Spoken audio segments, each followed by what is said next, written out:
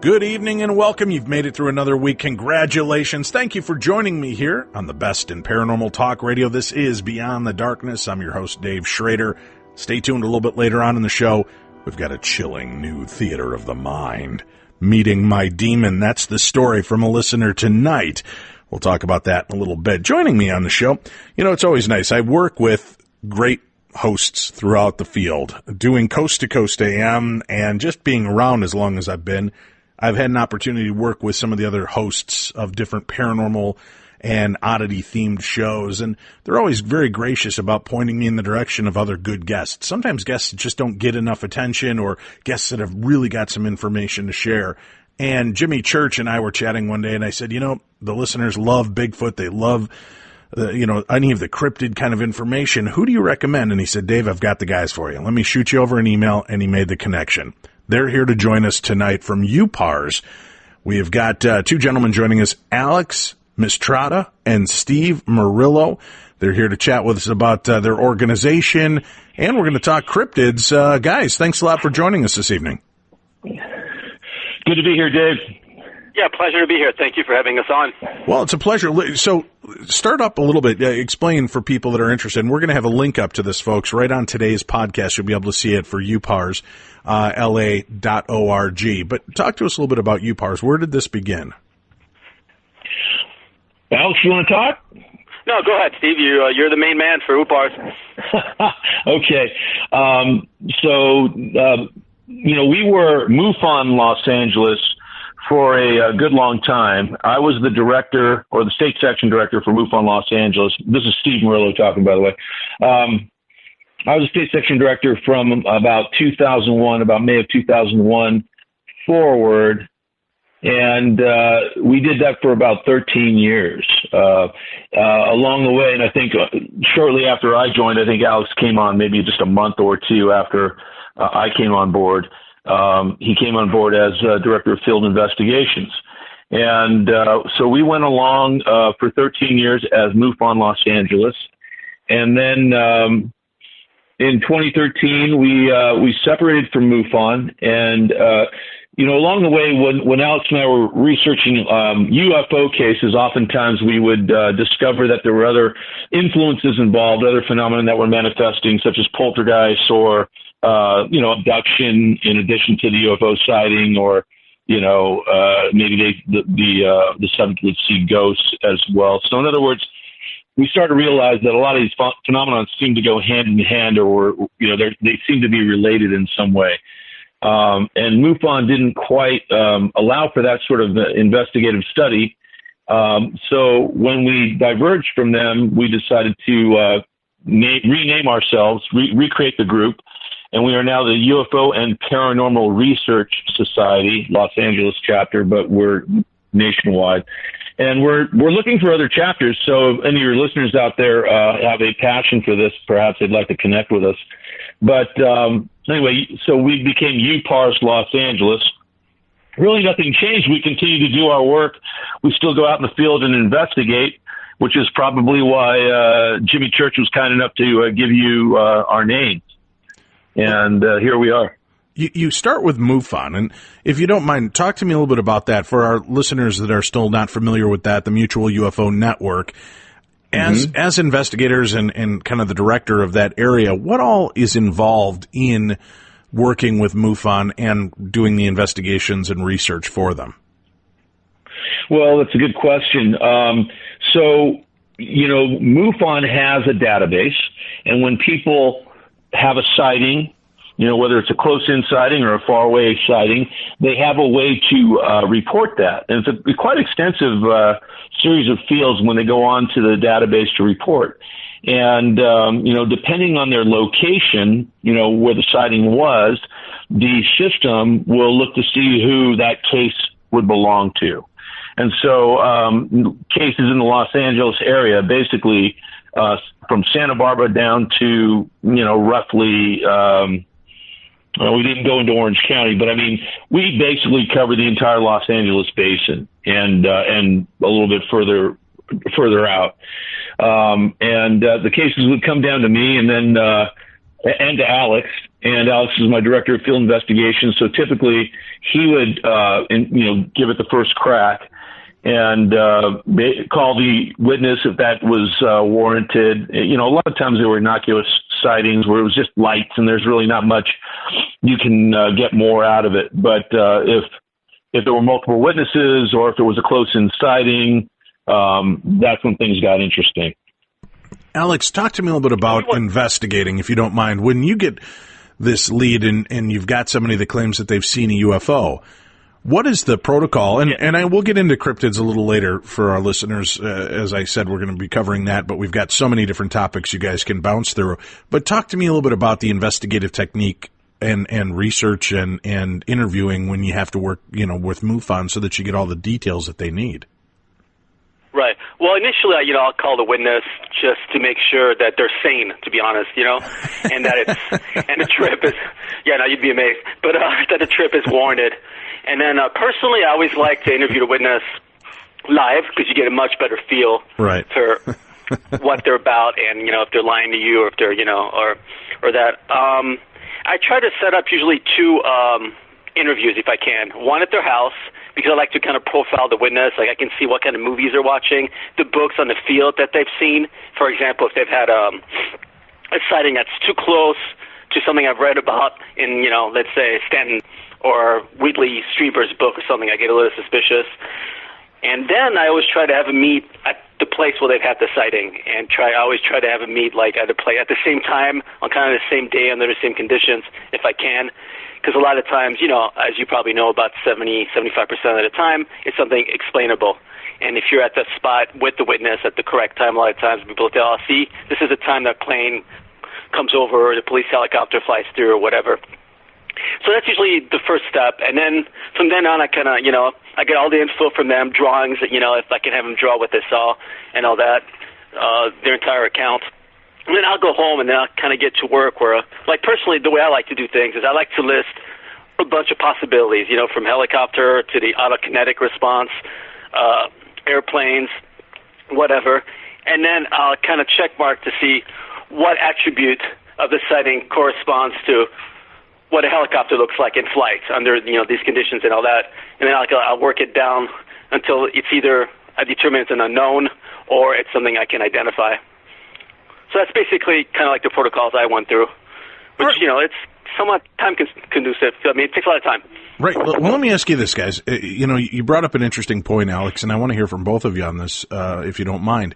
I've heard from different investigators, whether it's UFO, cryptid, or ghosts, paranormal activity, that a lot of times they'll do that kind of profiling. If they go to the house and they're doing the interview and they see the Exorcist DVD sitting out and all of the Freddy, movies, and the guy's got the, Whitley Strieber's Contact on the table, they might be more willing to dismiss. Now, I've always been curious about that concept because what most of us have been told is once you are aware, once you are noticing, these things seem to show themselves to you more. You become more of a conduit or a radio transmitter or receiver, maybe is a better term for that. Is it easy? Should we just dismiss somebody because their shelf has a bunch of horror movies, UFO, Bigfoot, stuff like that? Or should we, still keep them in the running of possibility because they are obviously interested in this? They're probably somebody that's going to be in my opinion, I'm wondering if they'd be a more credible witness because they know what to look for. Yeah, that's a good point too. I think Steve would agree. And, yep. Yeah, I think that once you open yourself to this phenomena, you have a tendency to manifest itself to you more than maybe to other people, and I can't quite explain it. I had a conversation at lunch today. I was doing some consulting on this subject, and I was saying how lucky I've been. Like, I've seen 5 UFOs. I've done a lot of paranormal investigations. I used to work with Dr. Barry Taff, and I've seen a lot of different things in the field. I've taken some pictures. I mean, we found that Bigfoot track, which we'll get to in like the first day out. That sort of chance isn't normal, you know? Not everybody's out in the field gets this lucky all the time. So I really believe there's a correlation between opening yourself up to the phenomena and be able to experience it. Now, Steve, let me ask you a question about that. Now, if this guy called you up out of the blue at MUFON headquarters, told you that or at your branch, and said that he saw a UFO, and then began to tell you, hey, not only have I seen UFO, I've seen 5 different UFOs, I've had paranormal encounters, and on my first trip out to look for Bigfoot, I found a Bigfoot print. Would you put this guy in a credible factor list, or would you think, oh boy, we got to... No, not at all. I was just...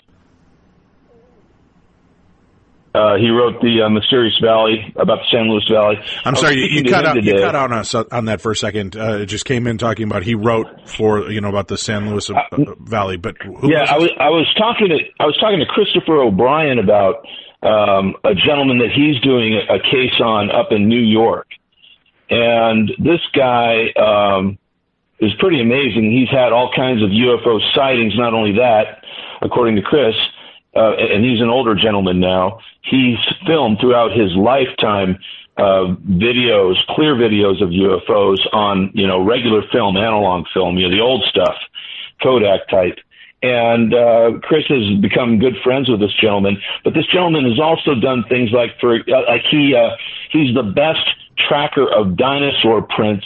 Or he has found the most dinosaur prints of anybody in the United States, I think is what Chris said. For example, he said this gentleman's wife worked at Goddard Space Flight Center, and he was standing outside one of the buildings waiting for his wife to come out of the building so they could go to lunch, and he happened to notice a stone or some large rock formation there at the Goddard Space Flight Center that ended up having more tracks and buried tracks of dinosaurs than any other discovery that anyone has ever found. So this guy is sensitive to this sort of thing. He's probably, I didn't ask Chris, but I would guess this guy's probably a very good remote viewer. He'd be a good candidate for remote viewing. So your point is well made that and I can't explain it. I know Alex can't either, but we have noticed that after somebody has a sighting, for example, I had a sighting in 2001. Prior to that, I had not, to conscious memory, had a sighting. But after that, I seem to be prone to it. So I had several sightings on my own, and then we'd go out in the desert and have sightings there. It started to manifest. This phenomenon started to happen to me, right? But not just UFOs, other things. So I would not dismiss anybody for having multiple sightings and then Bigfoot sightings and ghost phenomena in their house. We had a board member, and she was an abductee, and she would speak about it freely. Her daughter was also going through the same thing. And she came to one of our meetings.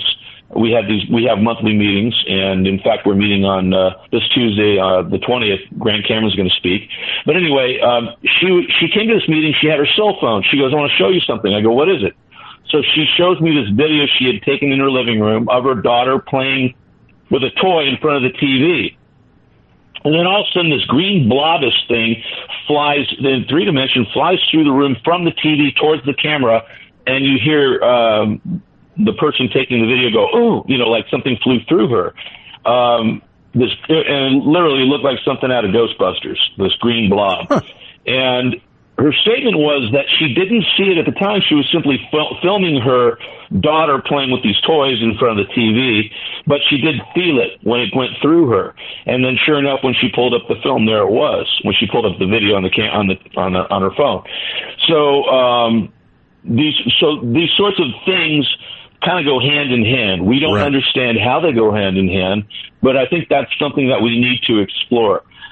Everything seems to be related in some way, but nobody has a clear, concise explanation of how that is. And understand, Alex, I wasn't trying to throw you under the bus. I just was curious if, as you said, sometimes we do these profiling issues, and I've talked to the same people, and I'll laugh because when you start to hear, "Oh yeah, I've seen Bigfoot," and I've had UFO encounters and ghosts. You start thinking they're a nut, and then I have to remind myself that I grew up in a haunted house. I saw ghosts. I saw Bigfoot when I was about 12 years old, and I saw UFOs. So I guess it's not so far-fetched to believe that if you're looking, things will make themselves known to you.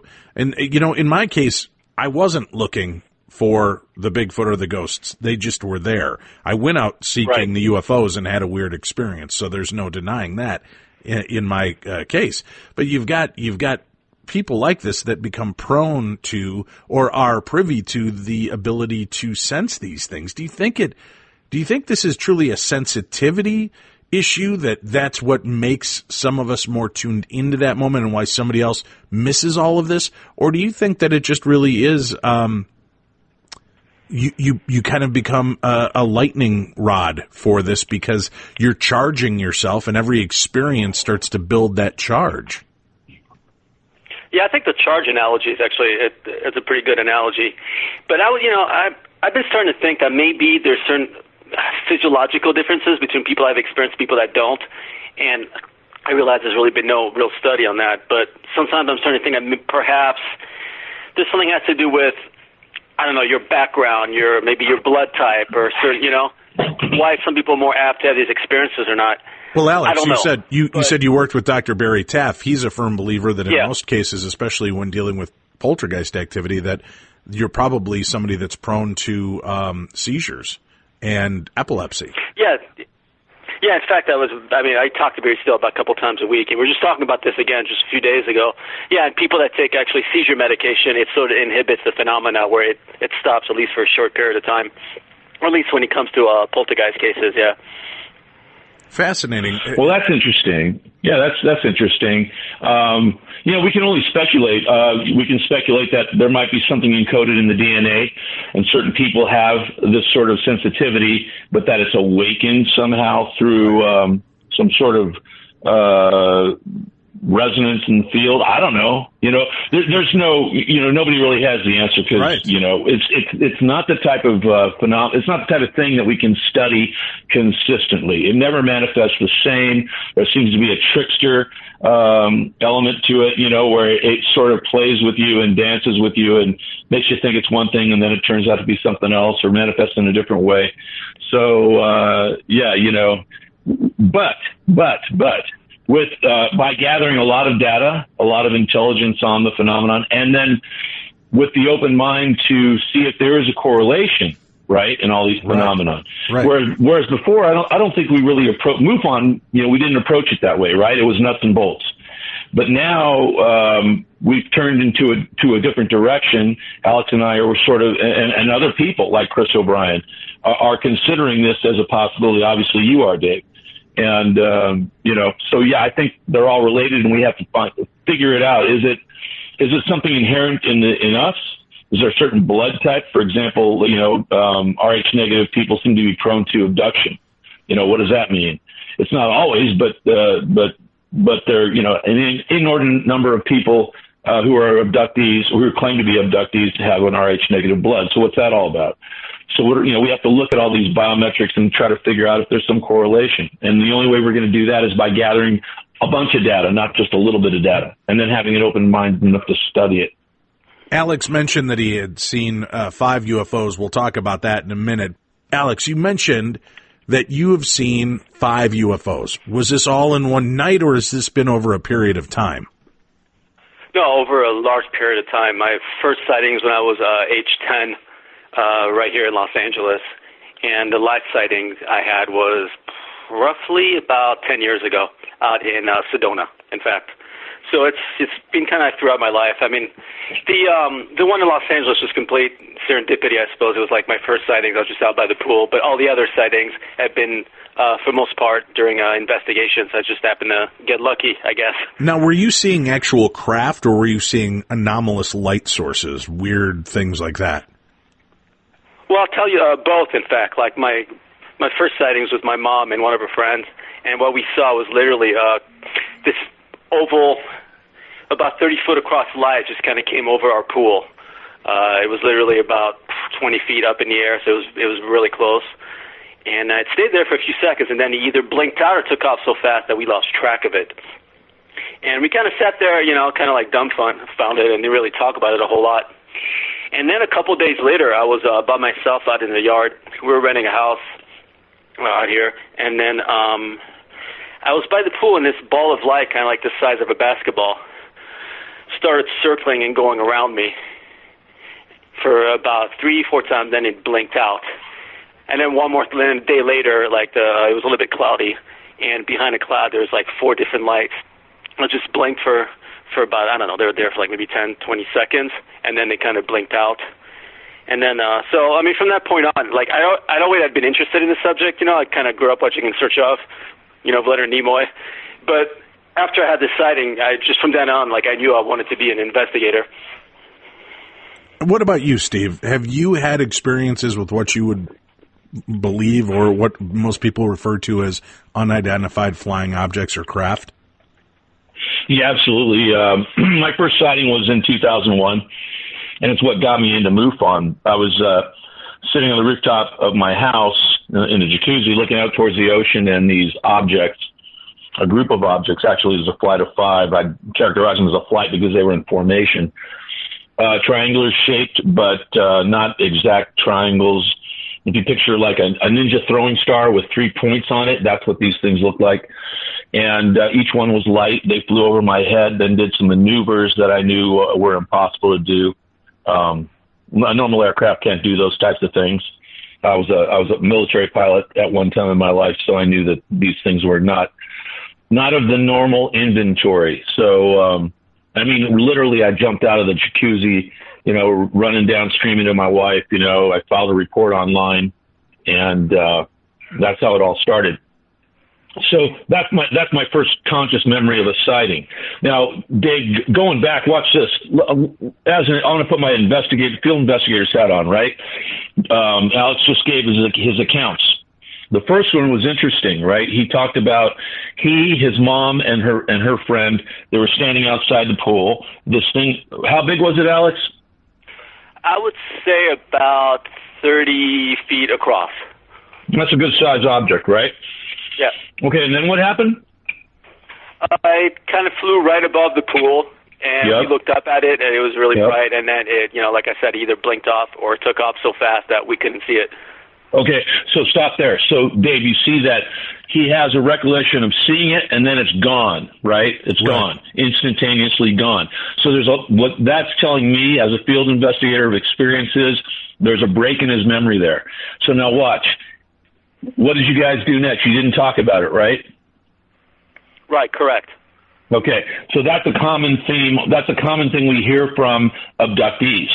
Oftentimes they'll have that lapse of time. They don't recognize the lapse of time, but they're made to kind of go back in the house, and after the event's over, they go back in the house. Nobody talks about it. In fact, they won't talk about it for days, weeks, or even years. They'll just push it aside as if it never happened. Now, something that stupendous, that miraculous, really, you would think they'd be talking about it, lunch, noon, morning, noon, and night for the next week, right? But they probably never talked about it. And if, in fact, any of them had conscious recollection and were approached by the other, they'd probably get a little bit angry, a little bit defensive. It never happened. I'm not talking about it, that sort of thing. So that's a typical response. And it's almost a programmed response. So now, so for me, listening to that story, Alex is an abductee candidate right now. Now, do you have to be careful, too? I didn't, and I just want to bring this up because if I don't, I know my listeners will be all over me. Were you leading him purposely just to kind of walk through on for the show? Because, by telling him... No. Well, the way you stated it, too. I'm just walking you through my mindset. I'm not, I've heard this story before, but he always tells it the same way, and I've never broken it down like this. So this is the first time. I'm just sharing what goes on in an investigator's head. Gotcha. We know there's a lapse of time, or we think there is. So you would have to ask more questions. You would want to possibly get his mom on the phone and say, "Do you remember that time? Did you remember a time when you were standing by the pool and something weird happened? Tell me about that." "No, I don't want to talk about it." Or, "Oh, I remember that. Yeah, it came in, blah blah blah." And she'll tell it a different way, or she'll add that you know, the next witness might add, oh yeah, when it left, it was weird because it was daylight all of a sudden, and we had been at the pool at 9 o'clock. You know, they'll say something that's totally left out of the first description. That's totally bizarre, right? And takes you in a different direction. Now, why would I think that this guy's a candidate? So the next story he tells is of an orange globe type thing that flies around him, right? So he gets this probe type light basketball size thing flies around him. Okay. So he's being reinvestigated or being retapped. What was the difference in time? Like how much later did that happen, Alex? It was like 24 hours. Just the next day. Like the next day, right? They came back to visit, right? So at that point, what do you remember? Just what I told. You know, it was before dinner. I was just hanging out by the pool, and then this thing just kind of showed up. What? And so there's no. I mean, I remember the events before that. And then the events after that. I just went back in the house at that point. Did you tell your mom? Were you excited about it, or what happened? Yeah, I mean, you know, I was excited, but not like out of control excited. I just went in. I go, hey, Mom, this thing happened. I was like, that's cool. And that's pretty much it. What did your mom say? How did she respond? She was like, she was just like, yeah, okay, cool. I don't know if she really fully believed me. I think, you know, she's still probably processing the night before, but she might have still been in shock. Now, did you ever ask around, Alex? My mom's been, Did you ever ask around, neighbors? Did any of them ever see something or encounter something like this, or did you just keep this to yourself? 10. I don't know. I didn't really think about it that much. I was 10 years old. I wasn't thinking from an investigative standpoint just yet. And like I said, we're leaving the house at the end of the summer, so we weren't there very long. So I never, I was just like, yeah, it's just something that happened, and, that was it. It is an interesting part of the phenomena, though, isn't it, Steve, that a lot of these cases, it's like that. The people that see it, the core people that see it, will see it, and it's almost kind of like, not that it didn't happen, but just like there's no real want or desire, and it doesn't even always sound like, I was afraid I'd be looked at as crazy. It's almost like this weird acceptance, and then you just move on. Now, to me, from the outside, if I were 10 years old and I saw something weird in the sky, even if I had no clue what UFOs were, I knew that it wasn't an airplane, and it flew over my that I'd be telling everybody. And you think, well, yeah, that wouldn't be your natural reaction, especially at a young age, because you're not really expecting to be scorned or scoffed at or laughed because you don't know that you don't know what you shouldn't know, right? I mean, it's one of those kind of situations. But we find, and at least I do in a lot of the cases when I talk to people, they never felt compelled to share it with anyone or to ask around. And I've always found that a really strange aspect of this whole thing. That's true. That's a pretty common response, It really is.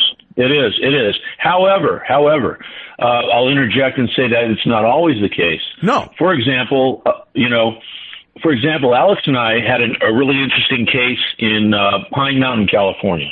There's a place called Pine Mountain Club. It's a little village that was built in the 70s at the base of Pine Mountain.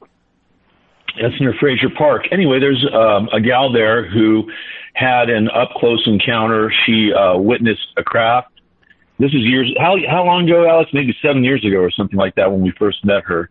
I think it was like 10 the first time. Was it 10? 3 times. I think. Yeah. It was literally 10 years ago. So I'm going to give Alex some new information here in a second. But anyway, so what happened was, Dave, there were multiple witnesses in the town who had seen this object. And we got the call. And, of course, we loaded up the MUFON mobile. It was me, Alex, and a guy named Ralph. He goes by Wolf McCarran. And we went up there with cameras and notepads, and we wanted to investigate because we had the witnesses lined up to interview through some phone calls. So we interviewed the witnesses, and then the final witness was this lady. And we had no idea what to expect. We were just looking for collaboration or corroboration of the sighting in the air. And this final witness, she started describing how this thing came down like a leaf behind her house. It made the movements of a leaf falling, but it was a beautifully lit object. and it went down in this clearing that was maybe 300 yards from her house. It's this clearing where nothing grows. It's sort of like lava rock. It's pretty big. I don't know, Alex, how big would you say that thing is, that clearing? I'd say at least like half a mile. Yeah, it's huge. Going up there. You can see it on Google Earth. Anyway, so she described the object, but then she described seeing beings. Her dog wanted to go out. It was about 11 o'clock at night. It wanted to go out, so she lets the dog out on the porch. It runs where it usually goes in the trees, and then comes running back, crying, comes running back up the stairs into the house and bolts into the house beyond her. And she's like, what got into the dog? And she looks looks at the trees where the dog was, and there's this being with the big eyes, a little gray being staring at her. And she describes it, and it was wearing clothing. She described the clothing, silverish, tight-fitting clothing. And she said there must have been several because all the trees around it were moving, everything was moving. And then she said it ran off. These things moved off, and she said, I used to run track. It ran faster than anybody in a full sprint. And so that was her sighting, right? That was basically the event. And of course, we measured we measured how high. I said we went out to the trees where she saw this thing, and we made her tell us like how high, and it came out to a little bit less than like 4.5 feet, something like that. Big eyes, and she described the whole thing, classic gray.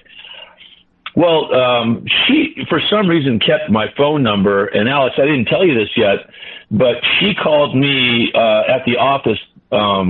Today's Thursday. I think I had a conversation with her Tuesday, a couple days ago. And she's had another sighting. And it was she described this thing, Alex, as a beautiful red glowing object in the sky, and it was making geometric patterns. And she felt compelled, and so the reason I'm telling this long story is because she had to tell me. She had to tell somebody, and she kept my number, so she called me at the office and started telling me the story while the phones are ringing. I'm trying to do business, and she's telling me the story. I'm like, wow. So some witnesses have to get it off their chest. And her very words were, I just felt like I had to tell somebody, and I knew I could tell you. And and this is an area where this is sort of like a hotspot. Alex, didn't somebody say this place has been listed as a hotspot in some 70s UFO book, some tourism UFO book? Yeah, it was. I forgot what book or what. I found it at some point, but yeah, it was listed as having a lot of sightings as far back as the 70s. Yeah, correct. Fascinating stuff, right? When you uncover something like that, I mean that's pretty remarkable too, to know that it's been a location that's been a hotbed for quite a while. But it seems like it goes in and out, right? It dies down and then it reappears. Are you guys noticing, especially when it comes to UFO, is there any correlation to specific events? Is it, we see more of these during wartime, or we see more of these during times of strife, or we see more of these during the autumn, or, is there any common thread that you've located during any of these kind of investigations so far? Alex, you want to take that? Yeah, it does seem to be an increase in activity. And again, we don't know if there's an increase in activity. People have a tendency to report it more when there is natural disaster, there's some kind of upheaval. There always seems to be, whatever these things are, they seem to have an interest in earthquakes or volcanoes. So yeah, for sure. But in terms of, it's always come in waves. We've noticed here in LA, after investigating this, in LA for, those 10, 13 years, I've noticed that there'll be patterns where for like a month or two, I'll get like, I've had months where I get like 40 sightings in 1 month. And then it'll die down, and we'll get like 3 for the next 2 months, and then it'll pick up again. So there's definitely a pattern in that sense, and why that is, I don't know, to be honest. I'm not sure, but it definitely comes, in waves. And I think, but they seem to be a particular interest in like natural disasters. Like I know when we had the fires here in Southern California, I remember seeing a lot of people were calling in for a lot of sightings out in the desert or near the fires for whatever reason. But again, when there's something like that going on, people have a tendency to pay attention to their environment. So maybe they're noticing things more. So it's it's kind of like the chicken and the egg sort of thing. Right. All right. We've got to take a break. When we come back, I want to continue this discussion and start veering into the other aspects of this. UFOs are so widely seen now. People seem to accept that there is probably something going on and seem to be more open than ever about talking about it. But are we finding connections between UFOs and Bigfoot encounters? They seem to be in these remote areas. There's all this going on. What is the belief of our guests? We'll discuss that, and we'll discuss some of the Bigfoot and cryptid encounters that they've researched and perhaps had themselves. But before we do that, it's time to open up the doors to the Darchives for this week's Theater of the Mind. This week's Theater of the Mind is the real-life encounter from Jennifer Hawk, Meeting My Demon. My bedroom had a large arched window on the front of the house. It was a beautiful night. The full moon was very bright. So I opened the window and I pulled back the drapes. I just knew that such a beautiful, natural nightlight would help me fall asleep peacefully. I was laying on my side looking at the front yard through the window. We had a couple skinny trees out there and a white fence that separated our yard from a deep ditch that ran along either side of the road. Suddenly, I realized someone is standing near the stop sign on the other side of the street. I thought this was strange because there were no sidewalks in this part of the neighborhood. In fact, the other road at the T intersection was one of the busiest in town. 5 lanes, ditches on either side, and no sidewalks for miles. He wasn't moving, and he didn't seem to be an immediate threat of any kind, so I just closed my eyes. I started to get anxious, but I was able to rationalize my way through it. We lived in a fairly isolated college town that really likes to party. People regularly drove into our mailbox, but at least it was a block of bricks, so nobody made that mistake more than once. And we even had 2 random, though very polite, strangers knock on our door just a bit too late because their cell phone had died. This was circa year 2000. Probably just another wannabe cowboy thinking he can walk home drunk instead of spending money on a cab. A few moments later, curiosity got the best of me and I opened my eyes. He had moved very quickly to our yard and was standing on the other side of the fence, looking right at me. It should have taken him much longer to make that distance. That's what I told myself. There was no way he could see me. I'm in a dark room under a dark blanket. This is impossible. I shut my eyes, hoping he would leave. But when I opened them, he was standing at a tree very close to my window. Nope. There is no way that thing is real. It's got to be another nightmare, I thought. I put my covers over my head, and immediately my breath warmed my face in the enclosed space. Would that happen if I was dreaming? That's what I asked myself. I talked myself down and decided, this is just one of those times you have to prove to yourself that the threat is not real. I counted to 3, and I ripped the covers from my head. There he was, standing in the corner of my room, staring right at me.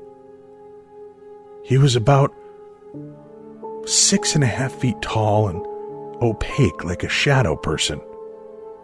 But he had intense, glowing, red-orange, very round eyes, and a wide grin displaying far too many pointed teeth. Oddly enough, I mostly remember his hair. It was long and matted. I tried to scream and call for my parents, but I could only muster silent puffs of air. At some point, I rolled on my back, and he was above me. I felt nothing physically, but I kept trying to kick him off of me. My eyes felt frozen, and I couldn't look away. He was forcing me to acknowledge him. I felt like I was being violated without being violated. I'm not sure how long this lasted, but I do know it was longer than the time it took him to get from that stop sign to my room. I had to scream. It was the only way he was going to leave. My mouth opened and my lungs pushed, but there was no sound. He snatched my voice, I thought, because obviously voice snatching is a thing that happens, right? Finally, I was able to push him off of me, sit up, and I let out a strangled cry that somehow my mother heard. As soon as she opened the door, he was no longer on top of me. I saw him standing behind her in the hallway, but I looked over her shoulder as she embraced me, and he was gone. She asked me what happened, but all I could do was shake my head and cry. How could I even begin to tell her what just happened? I researched what I'd seen and chalked it up to sleep paralysis. The only problem? I distinctly remember moving around, ducking under the blanket, kicking my legs, etc. Is it possible to have sleep paralysis without actually being paralyzed? The only things I wasn't able to control were my eyes and my voice. For the next 7 years, I saw this being intermittently. He hasn't attacked me since that night I met him, but he never let me forget him. He just watches me, menacingly. While describing this to my boyfriend, I offhandedly mentioned that he stood as a student would stand at his teacher's desk while waiting for his turn with help on classwork, off to the side, but still very much in view. I got really creeped out when those words left my mouth, but they were so accurate. I get the feeling that he wants to tell me something, but hasn't been able to find the right frequency for communication.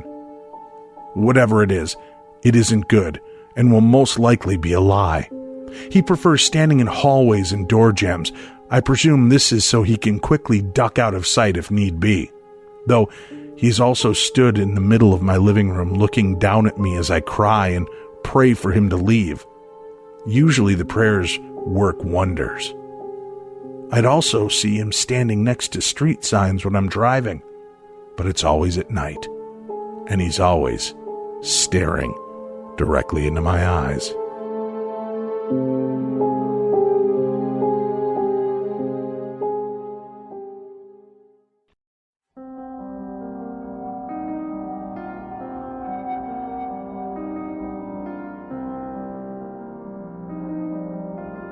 Beyond the darkness.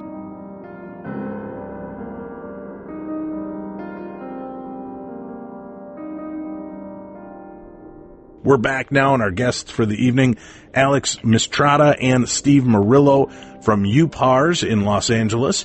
And we're talking about the paranormal on the whole, just all types of things. I'm so fascinated that you guys decided to branch off from MUFON and the kind of regulations and strict standards that they do with their investigating to open up to the whole world of strange phenomena regarding the paranormal.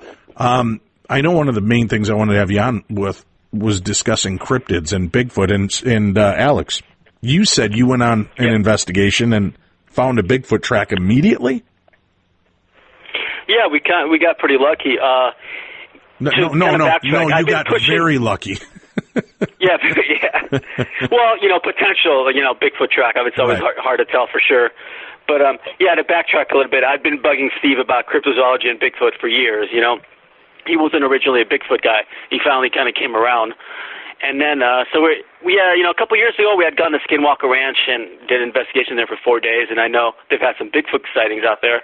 And we were talking about what's our next trip going to be, And then, I'm like, let's do a Bigfoot thing, and Steve was pretty stoked about it. So we picked out this spot in southern Washington near the East Ranch in Skamania County.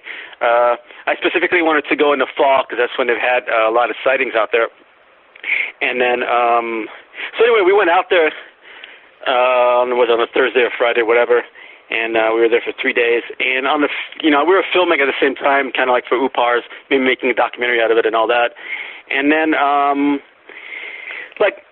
my thinking was that this time of year was when, these creatures were kind of wandering around the area for whatever reason. It was part of their range. I didn't really believe they actually lived there, but I thought this was when people were seeing him, so they must have been coming in and out for some kind of resource or whatever.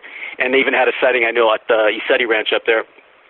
So we decided we were going to go trek out in the forest, and we found this little area. It was fire lane originally, and then so we walked in, and literally 50 minutes in, after the first corner, we noticed this one track, and so we stop at this area, and as it turns out, that track happened to be a bear because we could see the claws. But it made us kind of like hang out in the area briefly. And then suddenly up to the right, I see kind of broken branch. For those who are kind of not familiar with the Bigfoot phenomena, they seem to have a tendency to break branches or twist branches, probably to kind of mark their territory. At least that was my thinking. And underneath the branches is a series of deer tracks. Alex, did we He's like, hey, Alex, you're going to want to see this. Alex, sorry, we lost you there for a second. You went quiet. You said that there were some tracks, and then your audio totally dropped out on us. Okay. Yeah, so underneath the branch that was kind of like broken at about, I would say maybe at 8.5 foot level, we know there's some deer tracks. And then, so I started following the tracks, and we have another investigator called Rick Sennett, which was part of our team, and he was ahead of me. And Rick is really good at finding weird shit. I mean, that's his thing. But so he's up ahead, and all of a sudden Rick is like, "Hey, Alex, you got to check this out." And so I kind of ran over there, and I think Steve followed right shortly thereafter. And right there in the ground, we saw this print that eventually we assumed was about 18 to 20 inches long, and with toe prints and the whole. And then we started looking around in the area just a little bit more, and we found an additional maybe 4 other prints, and all of them, the other ones weren't quite as clear. One seemed to be in the mud where it seemed like he was gripping with the toes, and the 3 other prints where you could see the toe imprints kind of like into the ground. So that was literally that first day out. You know, before lunchtime, around the first corner, there he was. You see something like that, you go to a place, and here's this, in some people's mind, mythological beast that is, elusive, hard to see, and in your first real venture out, all of a sudden, bam, you've got some kind of evidence like this. Was it hard for you to even believe that you lucked out that quickly? No, because I'm really unrealistic. Steve is by far the most realistic of us two. Okay. He's always kind of bringing me back down to earth, Every time I go out, I always think that I'm going to see Bigfoot out, 5 feet from me. I'm going to see UFO land in front of me. I have this, I honestly always believe that I'm going to see something. So, and, I picked out this area. I really thought this was a great area. So I know it's unrealistic. I know that, but I was actually not surprised. I honestly thought we were going to find something, Yeah, I like that. All right, Dave. Let me tell my side of the story because it's a little different from Alex. Okay. All right. Alex, you got to go on mute now, so you can't add. So it wasn't exactly like Alex told you in terms of like we just immediately found. Here's what happened. So Alex just told you his expectation, right? He's expecting Bigfoot to jump out in front of the Jeep like any moment. So his you could tell he's sitting in the car and he's full alert, right? He's always like that. He's just like on edge. We drove the whole morning in this one area and, looking for a place to kind of get out and go hiking, but we never really came across anything. And we probably drove for about maybe an hour and a half or 2 hours in this one certain area, right? It was me, Alex, Rick Sinnott in one car. And then we had another car following us with some other people that joined the expedition. So, and we were getting kind of in the bog and the mud and stuff. And so, But Alex, as this time went on, you could tell he was getting more and more frustrated, right? Because Bigfoot was not there yet. So we flipped it around and decided to go back. We backtracked to the main road. It took about another half hour, and then we decided to go a different direction. And we just started just driving, right? We're just driving in the middle of nowhere, hitting fire. So we drove off the main road onto a dirt road, drove that for a little bit. And then we decided we couldn't go any further with the car. So we parked them, got out. And now it's about I don't know, 2 in the afternoon or something. We had been the whole day looking for Bigfoot, really. So it's a little different from what Alex is saying. Anyway, and we had, and okay, so, and then to Alex's point, he's right. I didn't expect to find Bigfoot. The reason I went was basically it's a weekend in Skamania, Washington. I could see Mount Adams, hang out with these guys. I was hoping to go fishing. I was hoping that there'd be some fishing going on, but those guys weren't interested. Anyway, so we picked up at the hardware store before we went out. We picked up a big 5-pound bag of plaster of Paris. And I thought, man, we're never going to find Bigfoot, or a track or anything, but, we'll humor these guys and I'll buy this plaster. So I did. And we took it with us. So we go hiking out. I mentioned we went off this other direction. We went hiking out. It's about 2 in the afternoon. And that's when Rick Sinnott, and they're in front of me by just a few paces, maybe like, I don't know, 100 feet or something. And Rick goes, "Hey, check this out, Alex." And Alex goes running over there, and I'm watching, and I'm like, yeah, right, whatever, bear prints or something. And we go over there, and we're just looking down, and like, sure as shooting, man, there's this footprint, like a human foot, right? It's got the arch and everything, but it's like, I'm a size 13, and this thing was dwarfing my foot. And the heel was wider than, I put my thumbs together to measure the heel. Put my thumbs together. And the heel was wider than my, than my hands, than my, that shape. And it was huge. And I couldn't believe it. I was like, what? And we had to send somebody back to the car to get the plaster and to get something to mix it in. That's how prepared we were. And none of us had ever poured a print before. So we had water, luckily. So somebody ran back. We had to wait for that guy to come back. Maybe it took a half an hour for the guy to run back with the plaster. And he had a McDonald's drinking cup. And we mixed the plaster in a McDonald's drinking cup, like probably a medium Diet Coke or something was in there at one time. And we poured this plaster cast. And you can see the ball of the foot. You can see the toe area, the heel, of course. And it was huge. This thing took the whole bag of plaster to pour it. So there's my story for you. And it was a little bit different from Alex, slightly. So you admit you were humoring me up to that point. Yeah, I was kind of humoring you. I didn't expect to find Bigfoot. What are the odds of finding Bigfoot? You know what I mean? It's ridiculous. Pretty good if you're hanging out with Alex, apparently. Exactly. If you're hanging out with Alex and Rick, you're going to find Bigfoot, or you're going to find some semblance of Bigfoot, right? And which we did. At that point, up to that point, I was just sort of humoring Alex and just kind of going along. I had an open mind about Bigfoot and stuff, but I didn't expect to find him on our trip. I just wanted to go on a cool, mountain trip. I like hiking, getting out in the outdoors. And, so sure enough, these guys find Bigfoot prints all over the place. There was the one good one, right? But, there were several others, as Alex mentioned. One of them was really cool because it was just the ball of the foot and the toes, as if he had gone in with the heel up and made a really nice imprint of the ball of the foot and the toes. So the toes were really well shaped. And, so we have, of course, we have the plaster cast, which I don't know. Alex, do you still have that cast? Yeah, it's right here. I'm looking at it right now. It's in my kitchen. Yeah. So him and Rick had to fight over who would have custody of that for a while, but Rick held it until we could get back down here, and then somehow, I guess Rick shipped it to you. Yeah. And because Alex said, "That's my cast, man. No one's getting it." And I was like, "Oh, yeah, it's yours, dude. That's fine. It's yours." And then let's see what else. We had a little bit of plaster left over, and we tried to plaster cast the ball of the foot and the toe one, and I thought that would be the cooler looking print. But as we were pouring that, when it started to rain, as I recall, the drops started coming down, so we knew the plaster was not going to set up correctly. And we kind of gave that up just to focus on saving the big cast that we had, and we dug that out and started walking back to the, very gingerly carrying the print because it hadn't quite dried yet, but we had to get it out of there before the rain really came.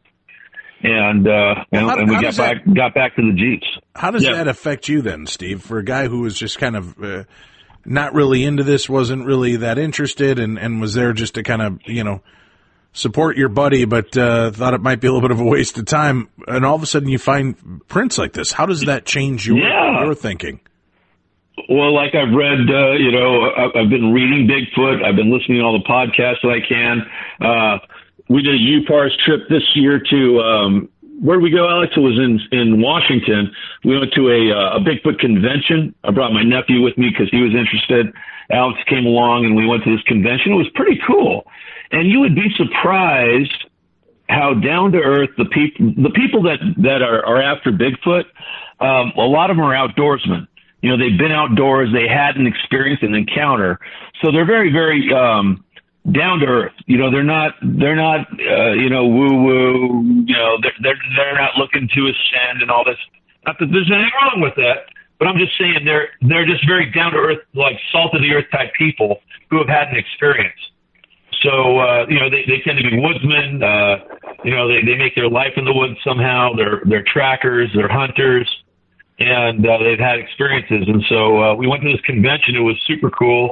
We met all kinds of good people and listened to some very interesting lectures. And, I think you were also thinking, man, Alex was right all these years, right? Yeah, for sure. Yeah, just making sure. Now you find a place like this that obviously is pristine for the possibility. How many times have you gone back to investigate that area? Alex? We haven't yet. Yeah, it's literally just a year ago. Just basically, I mostly due to kind of like it's expensive to go out there, and right. we haven't gone back. We've talked about it. We're certainly we've talked about perhaps going back up there maybe at the end of the summer or something like that. But yeah, we haven't had a chance to go back up there. What do you guys? Well, I'll tell you what. Okay, go ahead. Go ahead. No, I was going to say that is a beautiful area to visit. James Gilliland's ranch is right there. In fact, he let us onto his ranch at night. Super, super nice guy. Very, very good host. He let us come onto his ranch at last minute notice. It was like 10:30 at night when we showed up at his ranch unannounced. He sent somebody down to the gate, which is about a mile walk. The guy opened the gate for us. We got onto the ranch. We met James. We met all these different people. And they told us some crazy stories of Bigfoot that, were just unbelievable. Like, for example, Chief Joe, there's sort of like his right-hand man is a guy named, he calls himself Chief Joe, and of Native American descent. He was telling us a story that he was taking the trash out. There's this little area where they have all their trash cans, and he was taking the trash out, and at night, and he surprised the Bigfoot that literally was digging through the trash and jumped up and like he startled the Bigfoot. The Bigfoot ran past him, knocked him over like he wasn't even there. And this guy's about 6'2". He described the Bigfoot as about 8 foot and blondish, kind of reddish blonde hair, which, okay, maybe it was dark, but I don't know how he got that. But anyway, reddish blonde hair. And, and this is right in the same area, Trout Lake, Skamania County, beautiful country, Mount Adams, gorgeous. So if any of your listeners are thinking about a place to go to have experiences, whether it's Bigfoot or UFOs, East Eddy Ranch is the place to go. Yeah, I've been touting that on the show since 2006. I had my UFO sighting there. Yeah, it's really, that place is really the real deal. Yeah. It really is. It is. Now, what do you guys make, of this connection with the possibility that Bigfoot and aliens or UFOs are connected? Do you guys find any validity in that kind of thought, or is it something you think they're just coexisting but not necessarily connected? Personally, I'm not a huge fan of that correlation. Mostly because, I have an anthropology background, so I'm a little more, kind of down to earth when it comes to the Bigfoot thing. And my belief is always that Bigfoot was an Asian species originally and then came to North America through the Beringia land bridge, just like we did. And it's the thing that always bugs me about, and I realize there's, people have seen Bigfoot near UFO, especially in Pennsylvania in the 1970s. But if you start looking at sightings worldwide, right, you have the Yeti in Nepal, Bhutan, in Tibet, you have the Yeren in China, Chichinau in Siberia, Almaty in Russia, and Mongolia. You don't get those type of UFO and Bigfoot sightings in those areas at all, ever. Why is it that we always get that in North America? So that kind of has me a little suspicious that I'm not really sold on that correlation, And obviously I'm always going to keep an open mind because data is data, but I don't think there's enough there to really make that connection. Now, so Dave, I'm going to counterpoint that because I saw it on the $6 Million Man, and for sure Bigfoot's like an alien that they make. He's like a robot. Right. No, I kind of go along with Alex on this.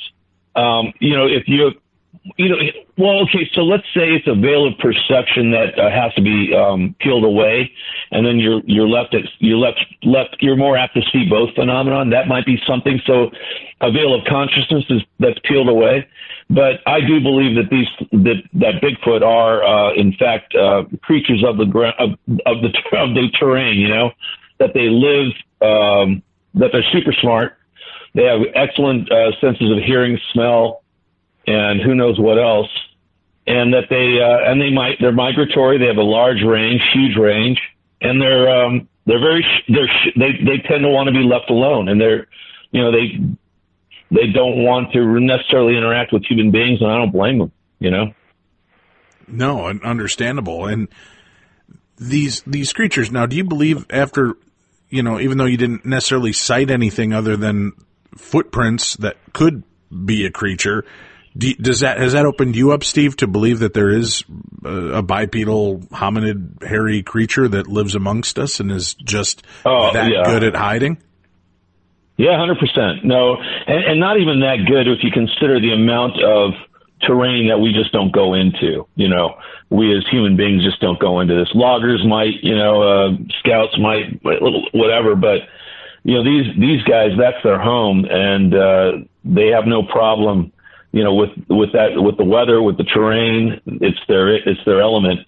For us, that's just hostile territory, so we don't go there. Yeah, there's so much land that they can just, hide in and be on their own and not even worry about encountering us. These things exist. 100%, these things exist. We just have, no one's really, look, the Patterson-Gimlin film is excellent. And, if you really study that film, there's your proof. There's your proof. And, Alex, do you agree with that? Yeah. The thing, though, I do believe there are other excellent films out there. It's just, we haven't had people keeping it privately. You have to realize whether you're dealing with Bigfoot reports or UFOs or anything, we're probably getting such a small percentage of all the sightings that are out there, And there has to be better films out there. I heard of a film, and I've been kind of trying to track it down, but to no avail so far. This was in the South, where somebody came upon a clearing, and apparently there was multiple Bigfoots there, and he was able to film them kind of interacting. Now, I can't, I have no idea if the film is real or not, but it came from a pretty reliable source. And, I wish, you have to think those films are out there. It has to be. It's just, people maybe, I don't know, fear ridicule or don't really care to share it but it has to be out there. With all of the investigations that you guys have done and into these locations, are you finding hot spots where there are these phenomena intersecting where, like Gilliland's Ranch, the Yoseti Ranch, there's Bigfoot sightings, there's UFO and alien sightings, and I believe he also believes that they've got some ghosts and ghostly activity that takes place there. Why do you think that there are these spots that are so ripe with activity? Alex, go ahead, man. I don't know why there's certain areas, but to answer your, the first part of your question, there are areas like that for sure. Whether it's like Gilligan's Ranch or Skinwalker area or some parts of Sedona, for whatever reason, and maybe it has to do with the environment, but there's definitely there's hot spots that have continual activity, whether it's, UFOs, ghosts, or whatever. And that's always, in fact, that's what's most interesting to me. Those are the areas that, I kind of want to focus on research-wise, because it's like, you have this unique opportunity to have like these areas. It's like a lab. It's like a lab out in in real life. And why certain spots? I don't know. To be honest with you, I suspect it has something to do with the geology itself, the ground itself. But I'm not going to claim I have that answer because I don't. That's a really good point, Alex. And so, Dave, so you can see that as an investigator, okay, let's say there were actual scientists who took these questions seriously, right? What would they do? They'd start to they'd go to these different places, these alleged hotspots, and start taking measurements. Well, what could you measure? Well, if you think it's something to do with the geology, maybe you could measure the geomagnetic field there somehow, right? And see if it's different, or if there's some intersection of, you see what I'm saying? But right. To do that sort of research, first of all, you have to believe that there's something there to research, and then you got to get a grant, right? You got to get money. And there's just not a lot of money going around to investigate UFO hotspots. It's just not there. Well, if you find it, could you let me know? Yeah. Well, we've been working on something that may be a solution to this. And I don't know if you've heard about OnStellar. Have you heard of this? No, I'm not familiar. Okay, so I'm part of a team, and a very small part of a large team, and we are creating a social media platform for the UFO and paranormal and ascension communities. So it'll be, UFOs, the paranormal cryptids, all that stuff, ghosts. It's basically a place where people can go to discuss this sort of thing in an open forum and not be afraid of ridicule. And the system is built on blockchain, so people can actually interact and accumulate tokens, if you will, for their interaction. And over time, the system will grow. But the point of it is, it's a social media platform built for folks like us that are interested in this topic. And we can share ideas and upvote papers, for example, or fund somebody's research, or, on and on and on. Post video, your radio show, your podcast could go on there, and you could have a page for yourself, with your, so people can come in and speak to you and ask you questions. So we're building this. We plan to launch the platform itself in Q3. Right now we're doing some fundraising. So if your folks go to onstellar.com, and they can type in the referral code UPARS, UPARS, and they get some credits. When we go live in Q3, they'll actually get some tokens that'll kind of like prime their just for interacting with the system.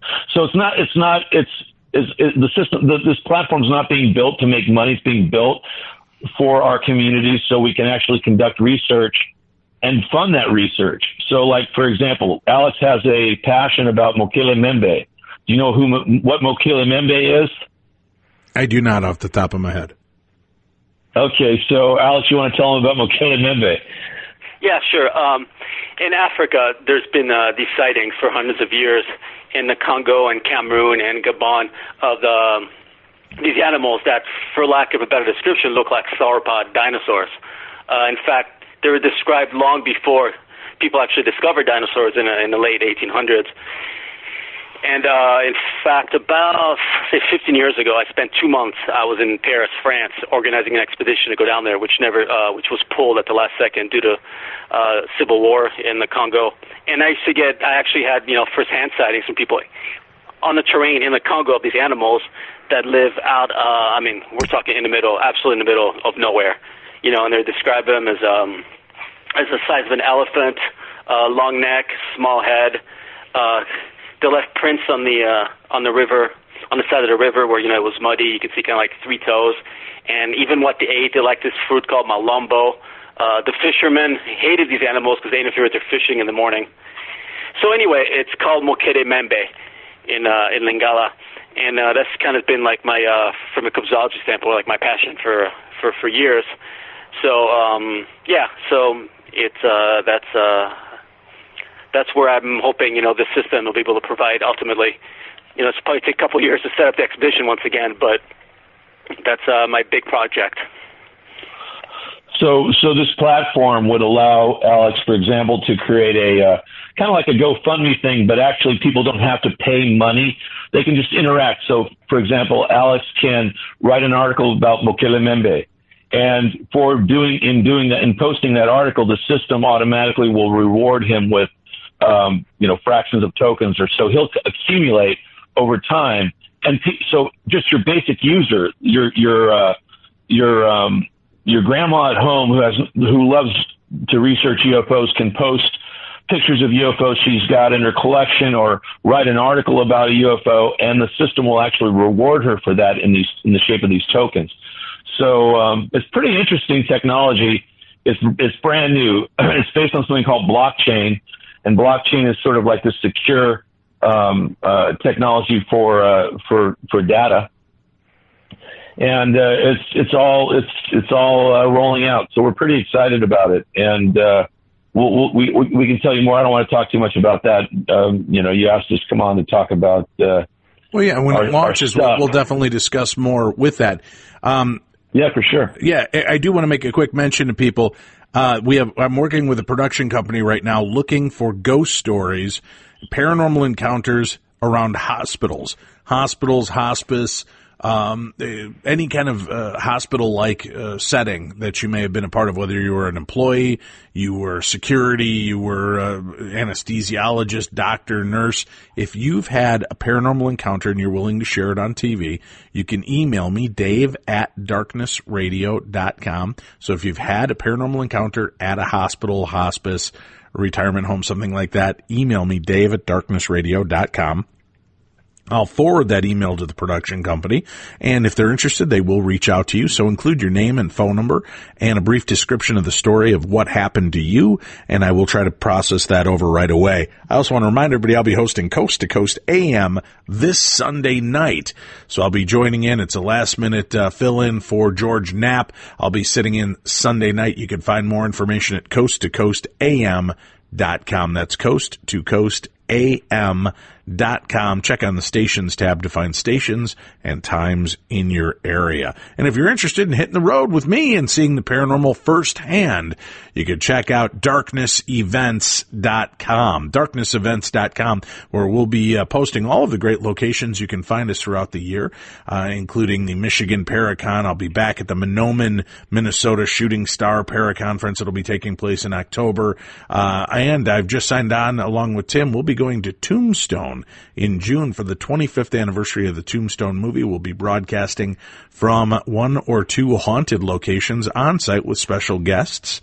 So you'll be able to check out darknessevents.com and get tickets and information on that coming up very soon. Or join me in Romania this September. We're going to be going out there for an extended stay and tour of haunted castles, crypts, churches, and more. We would love for you to join the family and be a part of our traveling world show. Just check out darknessevents.com for all that information. And for those of you that have been inquiring, yes, I still do have a couple copies of my autographed book and the DVD of Paranormal Challenge, the entire mini-series I was a part of on the Travel Channel. I've got the entire collection available. If you want the book and the DVD set, it's just $40, or you can get the book for $10 or the DVD set autographed for $30 plus $3.95 shipping and handling. So just email me if you're interested, dave@darknessradio.com, and we'll get that information out to you. All right, guys, I know we don't have a whole lot of time left here, and I wanted to chat with you about some of the other aspects of your work and investigations. When you're looking into these different anomalous storylines and you're hearing this type of thing, you've checked out UFOs with MUFON. You've certainly gone out now to investigate things like cryptids. And where do you guys lie on the whole field of the supernatural where it comes to ghosts and poltergeist activity? And Steve, why don't we start with you on this? Okay, so I've never had any encounters with poltergeists or ghosts, so I really don't have an opinion on it. I know it exists. I don't discount it at all. I know it exists. I've just never encountered it. I've interviewed multiple witnesses, that have had these sorts of experiences in addition to the UFO sightings, but I've never encountered that sort of stuff myself. Although, if you want to count the skinwalker stuff, maybe that's a different story. Alex probably has a little more to say about it. Alex, what do you say? Yeah, I think when people start talking about, the ghost or supernatural, paranormal, I think there's a lot of different sources for, that those types of phenomena. Obviously, I was mentioning, since I've worked with Barry so much, I'm a firm believer that the poltergeist phenomena is induced by individuals. But I also think that there's, and that's where Barry and I differ a little bit, I do believe that there's intelligence in some of these other cases. There seems to be entities coming in from elsewhere, or, whether, I don't know if it's, dead people or if it's that simple of a model or not. So I've been, I've been lucky enough that I've seen an apparition in front of me. I took a picture of one in France, and even, in fact, as a kid, I lived in a house that was haunted, for the lack of a better word. So again, I think, it's kind of like a catch-all phrase when you start talking about ghosts or paranormal or supernatural. And I think, like I said, a lot of different things fall under that umbrella. The idea, too, that, you guys are looking into these type of cases, and are you taking many, Steve, are you taking many calls where people are talking about paranormal activity in the sense of ghosts that you think may be more connected to aliens, just the invisible, cloaked, whatever you want to say it, masked aliens, and people are misidentifying them as the spirit world? I think that's a possibility. We haven't taken any cases lately. Alex has got a really interesting case that he can tell you about. Alex, the lady with the photos. Yeah, yeah. Tell him that story. That's crazy. Yeah, in fact, I don't remember. It was either Barry Taff or Barry Conrad, which is another investigator who got the call. And one of those guys called me up, and they're like, "Hey, we got this really great poltergeist case. You want to go with?" I'm like, "Yeah, I'll be right over." So it was in Pasadena, which is about 20 minutes to half an hour drive from my apartment. So we go up there, and she hadn't mentioned anything aside from ghost, and so she had all these pictures of just apparitions all over her apartment. Like, there was one where she's sitting on the bed, and there's a series of about, I think it was like 7 or 8 faces, but very visible, clear faces above her that went into the wall and disappeared into the wall. And she had one picture after another of unusual lights and all that. And then at some point, she goes to us. She's like, "Hey, I got these pictures. I don't know what to make of it. It's from out in my balcony, and I was taking pictures outside, and I got these." And it was kind of like the typical weird UFO lights that we used to get in typical sightings up into the sky. And she barely knew what a UFO was. She had absolutely no interest in the subject whatsoever. And at the time, we didn't say anything. We didn't want to influence her. And then came the big shock. So we're back inside, and we're all sitting at the couch. She's like, "Hey, I don't know what this has to do with anything, but I filmed this creature in the middle of the night in my bedroom." And we're like, "Wait, what?" And I'm like, "Well, let's see it, And the way we work in that case is we each kind of take a look at the video, but we don't talk about it in front of the witness, just to kind of not influence her, not influence each other, to make sure that what we saw we can corroborate, afterwards. And sure enough, what it was like a typical gray-looking creature that was kind of walking around her bedroom. It was night, it was a cell phone footage, night footage. So I'm not saying it was the clearest footage in the world, right, but it was clear enough that myself, Barry, and the other Barry saw it, and we all agreed that's exactly what we saw. So this was, it started off as a typical poltergeist case. Like, even to the point where, her kid was 15, I believe, was seeing ghosts, and he moved out. He didn't want to live with his mom. He was so freaked out. She went through 3 dogs that kept dying in the apartment. Something we encountered time and time again. We've had these kind of cases before. But this was the first major one that really turned into, a bona fide UFO case with pictures of UFOs and a little alien being, for lack of, a better word.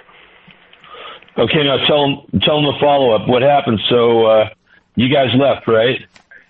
Yeah, so we left, and so we had, obviously we had, I think Barry Conrad was the one that talked to her the most, so he kind of all these other interviews set up, and actually was going to get on a TV show, and he was going to film her because he makes documentaries and all that.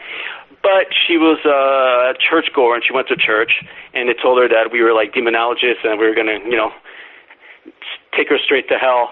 And so they took all her pictures, and they took the memory card from her camera and the whole thing and destroyed it all, and we lost all the evidence. And I still hit my head against the wall over losing all that once a week. That's unbelievable. Yeah, It might have been. I mean, like I said, I've had some pretty good evidence throughout the years, and I've seen some. But this was by far one of the best. Yes. Yeah. So there was UFOs, poltergeist, ghosts. Yeah, just everything right there, intersecting in that one lady's house. In one small apartment, it was perfect too. It was like, again, this analogy I use was like having a lab right there, and everything was happening all at once, and then eventually she completely stopped returning calls, I think, and kind of I don't know what happened to her. Well, you guys had alluded a couple times here talking about skinwalkers, and you said, and Steve, I'll let you talk about that because you kind of let me know that, not this, but maybe skinwalkers or something that you believe. Talk to me about that, and what does that definition mean to you? Okay, so Bruce Knapp gave a talk at UPARS about Skinwalker Ranch. I mean, George Knapp, not Bruce. What am I talking about? George Knapp. So he gave this great talk, and we'd always talked about, we got to go out there sometime. And then he gave this talk, and then I turned to Alex and go, "We got to go out there, man. That place is ridiculous." So finally, we got the guts up and the money up, and we flew out to Utah. We rented a car, and we went out there, and we had all these weird electronic things happening to us from even before we left Alex lives across town. He lives in sort of like central Los Angeles, and I live over here in Manhattan Beach. Well, we both had power failures that morning in separate locations. In other words, not all of Los Angeles had a power failure. Just a local power failure here at my house and a power failure at his place. So I couldn't charge up the cameras we were taking and stuff like that. My phone wasn't well charged. Anyway, so that's how the trip started, with some electronic weird stuff going on. We rented this car. It was a four-wheel drive. I forget what it was, but it had a push-button start, right?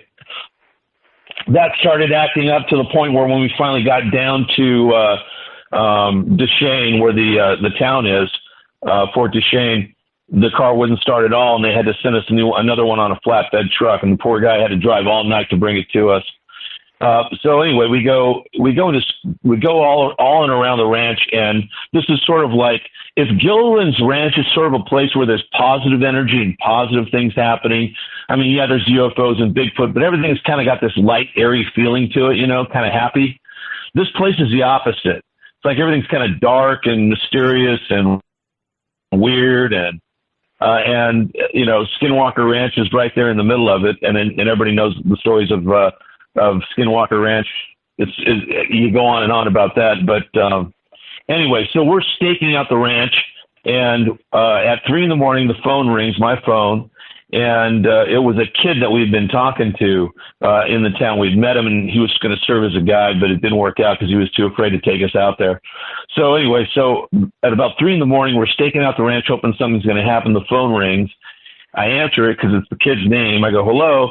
And you hear this weird electronic, staticky, kind of weird sounding, like somebody's talking, but not quite. And it's just a lot of electronic noise and weird, really weird. I put it on speaker. Alex is sitting right next to me in the car, right? And he's like, "Hello, hello." And he's listening to it too. And, it was bizarre. And finally I just hung up. I was thinking the kid's spoofing us. So, he's messing with us at 3 a.m. So I I gave it a few minutes, and then I called the kid back, and the kid answers, and it's like, we just woke him up. I said, "Hey, man, did you just give us a call?" And he's like, "What? What?" He goes, "No, I was dreaming about you guys. Are you guys okay?" I'm like, "Yeah, we're fine." I said, It's okay, man. Go back to bed." And I hung up on him, right? And I figured he was just playing with us. But anyway, so that weird electronic stuff started happening to my phone. I got back to Los Angeles. My contacts got erased in front of my eyes. It went on and on and on. I just was being messed with. It felt like there was just something messing with my electronics for the next week, and my computers were acting up, and I couldn't, and nothing happened to Alex, so he got away scot-free. That's funny, and because we were just talking off air too, I was explaining how we save the different segments, and especially on episodes with UFOs, how many times we've had complete system failures. Sometimes we have mentioned it to our listeners. Sometimes during the interview, the entire interview, except for my voice, has been wiped. or we've had my system shut down, their system shut down. I had two, and kind of talking about, I had two systems. One was plugged in, one was not. It was just running off battery. And as he was talking about the UFOs and was talking about disclosure, both of my computers shut down simultaneously. They're not connected through a network. Yeah, so you talk about that kind of weird skinwalker effect. What is it that's impacting and influencing it? Well, guys, it's been a great visit, and I hope you'll join us again. uparsla.org. We've got the link up to it on today's show, so you can check it out for yourself. Guys, thank you so much, Steve, Alex. I appreciate you guys spending time with us today. Hey, thanks for having us, Dave. Appreciate it. Yeah, thanks a lot. It was our pleasure. It was a lot of fun. Really appreciate it. And as more things happen and unfold, please keep us updated. Let us know what experiences you guys are having. We'd love to visit with you and help you in promoting your new venture. Thank you. All right, that's it for this week, kids. We'll be back again next week with more of the best in paranormal talk radio. I'm Dave Schrader, and this is Beyond the Darkness.